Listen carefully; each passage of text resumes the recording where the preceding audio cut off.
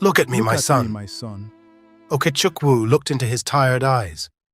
My My grandchildren went to bed hungry last night, Papa Okoro said, a single tear cutting through the dust on his face. The whole square fell silent. If your good fortune means my family goes hungry, tell me how I'm supposed to be happy for you. The words landed harder than any accusation could have. My wife confessed she was a river spirit. Then the ground opened. The first shake was so small that people thought someone had bumped the wooden stage in the market square. A calabash rolled off a stand, and then the earth shook a second time, harder. Every eye in Achala turned toward the old well at the center of the square. That well had stood there longer than anyone could remember. It had never run dry, not even in the worst years. People trusted it the way they trusted the sun to rise. A low sound rose from underneath it. Not the sound of stone shifting, not the sound of wood breaking. It sounded alive, like something breathing far beneath the ground. A stone ring around the well split apart. A crack tore fast across the square, straight for the crowd. People screamed, mothers grabbed their children, men stumbled back as the ground moved beneath them. The crack stopped right at Okechukwu's feet, throwing dust over his legs. He reached for his wife without even thinking, but Ngozi had already stepped away from him. Her eyes stayed on the well. She did not look afraid. She looked like she already knew what was coming.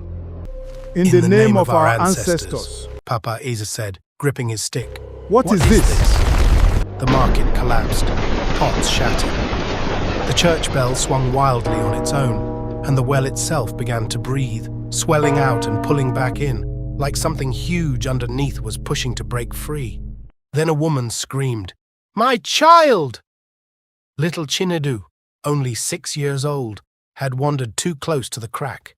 The ground crumbled beneath him and he slipped, his small fingers clawing at the loose dirt. "Ochukwu!" his mother cried, using the private name only she called him.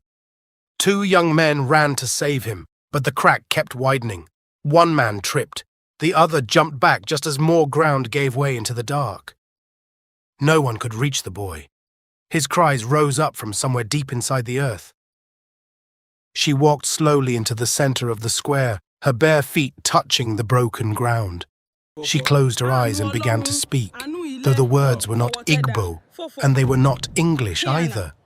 They were the same strange language Okechukwu had once heard by the river, the language of the women beneath the water.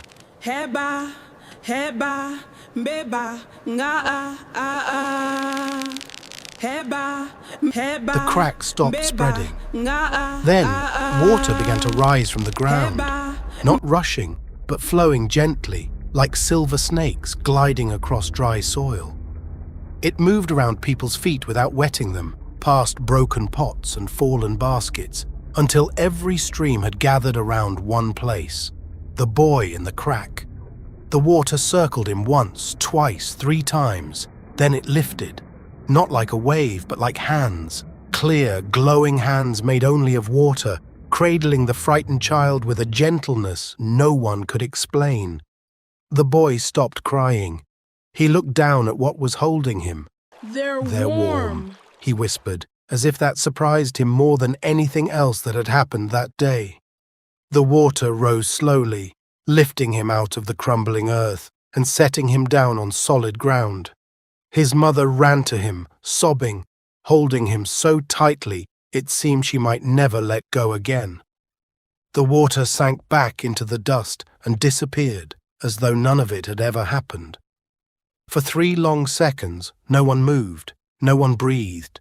Then a man at the edge of the crowd pointed a shaking finger at Ngozi. "I saw it," he said. "So did I. She called the water. It obeyed her." She's one of them. A woman clutched her baby tighter and stepped back. "She's one of them." Whispers spread through the square like fire moving through dry grass. Water daughter, spirit wife, not human. Only moments before, these people had watched Ngozi save a child no one else could reach. Now they looked at her the way people look at a snake that has wandered too close to a nursery. Not with gratitude, with fear. For one moment, Ngozi's eyes lifted, not toward the crowd, but toward Papa Eze. Something passed between them that had nothing to do with fear at all.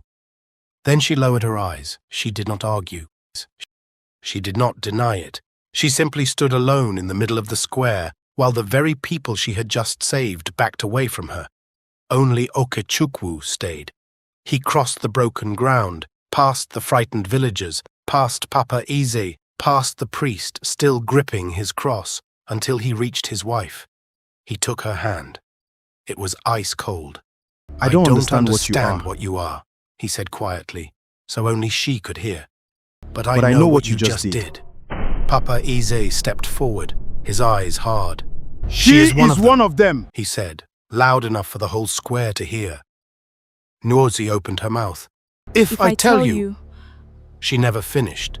The well exploded, not with water, but with a tall, thick column of black liquid that shot into the sky like a living tree, carrying with it a roar from somewhere deep underground.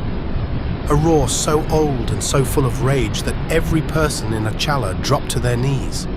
If this story already has your attention, this is a good time to hit subscribe because we're only getting started and this village still has a long way to fall before the truth comes out. The black water did not fall right away. It hung above the village, twisting slowly against the sky, blocking out the sun. A dark shadow fell over the square. Somewhere nearby, a rooster dropped dead from its fence post, its body completely dry, as if every drop of water had been pulled out of it from far away. Children cried into their mothers' wrappers. The whole village stared upward, waiting for the sky itself to fall on them. Then, slowly, the black column began to break apart. The drops scattered like dark birds in every direction, and people screamed and covered their heads, though the drops never touched a single one of them. Each drop hung in the air, and the black color began to drain out of it, turning into something clear and bright. The drops floated gently back down, landing inside the cracked well, filling it until clean water overflowed the broken stones. A little girl blinked away her tears. "Mama," she whispered, "the well is full again." Still no one moved toward it. The memory of the black water was still too fresh. It was the same mother whose son had just been saved who broke the silence. "You touched him," she said, holding her boy tight. "I only saved him," Ngozi answered, confused. You touched my son. What did you put inside him? What did you put inside him? The words spread fast through the crowd. What did she put in the child? I saw the water go into him. She's cursed him. The boy looked up and smiled. Mama! His mother flinched, just slightly, but everyone saw it. Whatever gratitude had been there was gone now, replaced by fear. Okechukwu stepped forward. Enough! Enough! My wife saved that child. No one answered him. They only kept staring at Ngozi. The boy tugged at his mother's wrapper. Mama, the pretty auntie is crying. Every head turned. Small, silent tears were running down Ngozi's face. She wiped them away quickly, but not quickly enough. Okechukwu saw them. So did Papa Eze, whose face softened for one brief moment before hardening again. He struck his walking stick against the ground, and the sound silenced the crowd. People of Achala, he said, we have all seen what this woman can do, but before fear takes hold of us, let us remember one thing. The child is alive. The crowd murmured. For a moment, Okechukwu allowed himself to hope the old man might be fair after all. Then Papa Eze spoke again. A leopard may save a goat from a hunter, but it only wants to eat the goat itself. But it only wants to eat the goat itself. The crowd erupted. Yes, he's right. We don't know what she wants. My wife has hurt no one. Okechukwu's anger rose to match theirs. Then an old farmer stepped out from the crowd, his hands trembling on his hoe. It was Papa Okoro, the same man who had taught Okechukwu to farm after his father died. Okechukwu, he said, his voice When your father died, who taught you to plant yams? You did, Papa Okoro. When your mother could not feed you, whose wife brought soup to your compound? Mama Ada's. The old man's voice broke. Look at me, Look my at son. me, my son. Okechukwu looked into his tired eyes. My My grandchildren went to bed hungry last night. Papa Okoro said, a single tear cutting through the dust on his face. The whole square fell silent. If your good fortune means my family goes hungry, tell me how I'm supposed to be happy for you. The words landed harder than any accusation could have. These were not strangers. These were the people who had carried his father's coffin, who had danced at his wedding. Their suffering was real, and it settled over him like a weight he could not put down. He turned to Nyosi. Tell me, he said quietly, did all of this happen because of us? She looked at the frightened villagers, the cracked ground, the overflowing well. Then she whispered, I don't know, but it was the first time since their wedding that he had heard real doubt in her voice. Not a lie, just fear. The same fear everyone else in that square was feeling. Across the square, hidden in the shade of a large tree, the king had been watching everything. He had arrived quietly, without guards shouting for space, and his face gave nothing away. Only his hands betrayed him, trembling slightly at his sides. His advisor leaned close. Your Majesty. Your Majesty. She's here. The king never took his eyes off Nyosi. What should we do? So the river has finally kept its promise. The king murmured, almost to himself.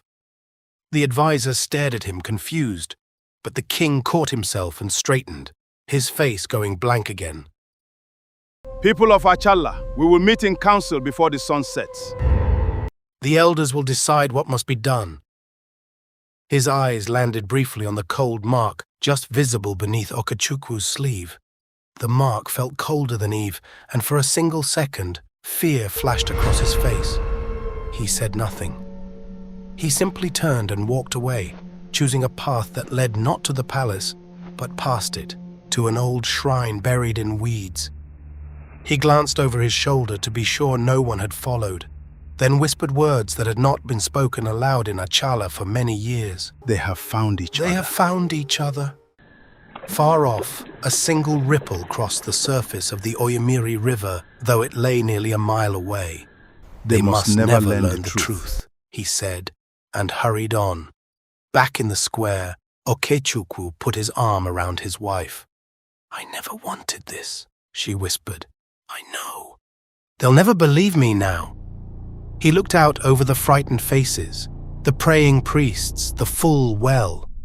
Something about Papa Ize's silence, standing off to the side, did not sit right with him. It did not look like fear. It looked closer to guilt. The sun was already sinking behind the palm trees when the royal gong rang out through the village, calling every elder to council. Before we find out what happens inside that council, take 1 second to subscribe if you love mystery stories like this one. Because what the elders reveal next changes everything. Inside the council hut, Papa Eze sat near the door, the oldest chiefs beside him, and the king on his carved wooden stool at the far end. Okechukwu and Ngozi sat together on a mat in the middle, every eye in the room fixed on them. Okechukwu, the king began, your father served this community. This is not a trial. This is a search for the truth. He turned to Ngozi. You told the whole village you are connected to Oyimiri. Have you ever meant to hurt Achala? Then why hide who you are? Ngozi looked down. Because everywhere I have ever lived, people loved me at first. Then they learned what I was. I learned long ago that it's easier for people to love a lie than to understand the truth. She looked up, steady. I never wanted to hurt anyone. The king leaned forward fast. Can you prove it? Papa Eze cut in before she could answer. Your Majesty, we agreed to search for the truth with patience. We cannot ask her for proof that cannot be given. The king's calm mask slid back into place. You're right, old friend. Okechukwu barely heard any of it. His eyes had drifted to Papa Eze, whose hand gripped the edge of the bench harder than it needed to. You knew my father well, Okechukwu said quietly. Tell me what really happened to him. The room went still. Your father died, Papa Eze said slowly, because he refused them. Refused who? What do you mean? His jaw tightened. He looked away. I said enough. Across the room, Okechukwu noticed something else. The king's chief advisor was staring at an old wooden carving hanging from the roof beam, a coiled river snake half hidden behind dried palm leaves, his knuckles white against his robe. Okechukwu didn't understand it yet, but both men were hiding something. Neka, the oldest woman among the elders, rose slowly.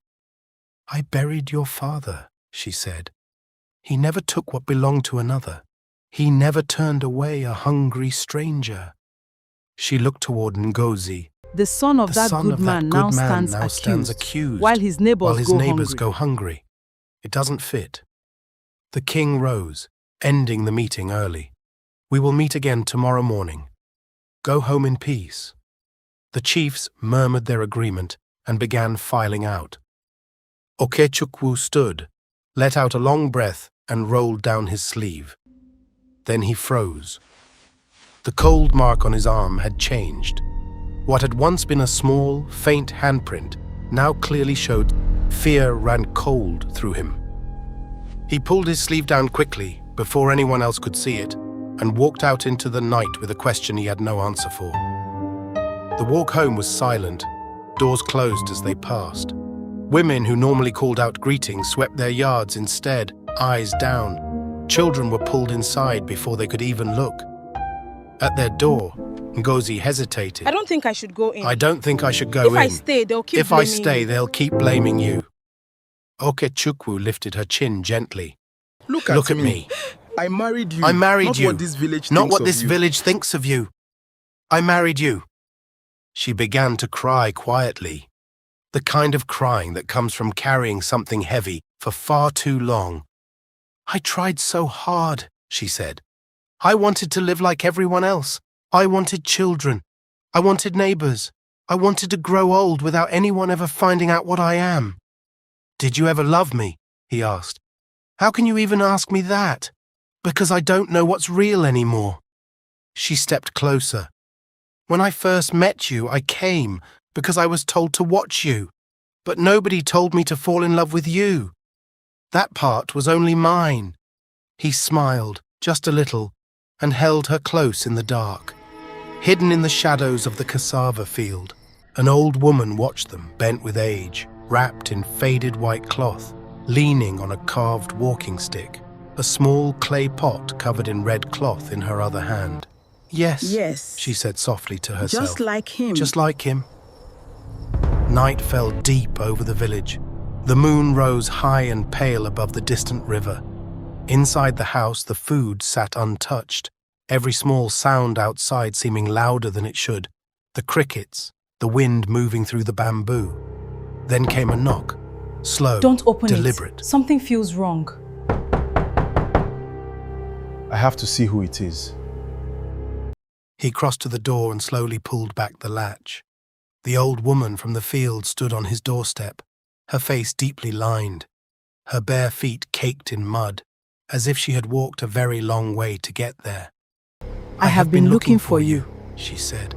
I don't think I know you. Her eyes moved past him, settling on Ngozi. My daughter. My daughter.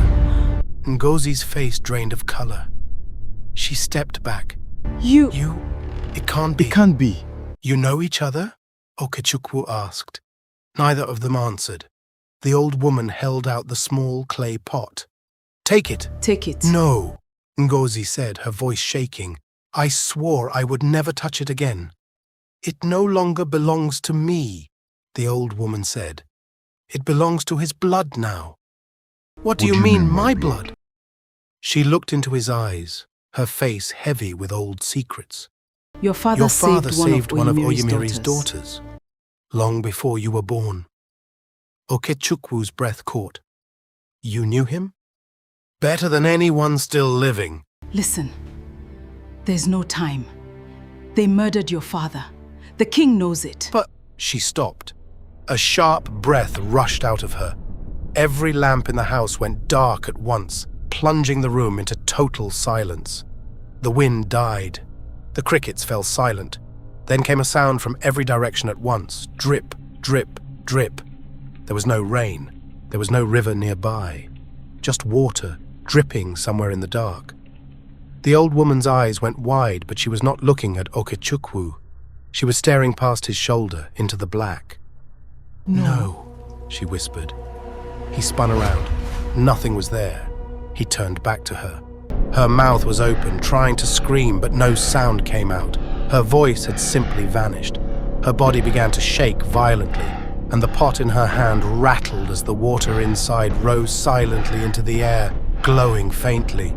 With the last of her strength, she pressed something small into his palm and closed his fingers around it. A small, cold, carved wooden fish.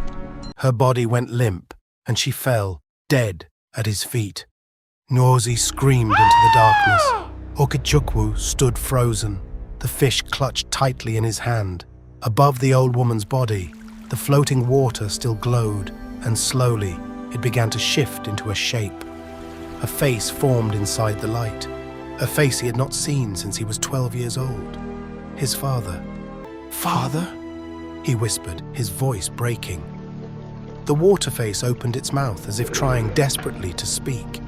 Then its eyes filled with pure terror, but it was not looking at Okechukwu. It was looking past his shoulder into the darkness behind him.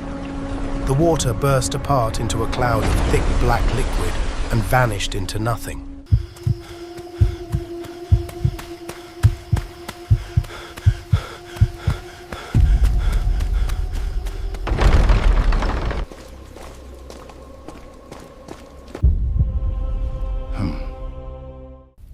Your Majesty, they've started. The river has chosen to expose us. The water spirits have decided to reveal the truth. But no. If Okechukwu learns the truth, everything ends. What do? We do what we did to his father. If history must repeat itself, then let the son join the father. They murdered his father, they are coming for the son. But they've made one mistake. They underestimated the promise Oyimiri made 30 years ago. Will Okechukwu uncover the truth before the conspiracy reaches him? Or will history repeat itself? Find out in the explosive finale of the Oyimiri saga and type continue in the comments if you're ready for the final showdown.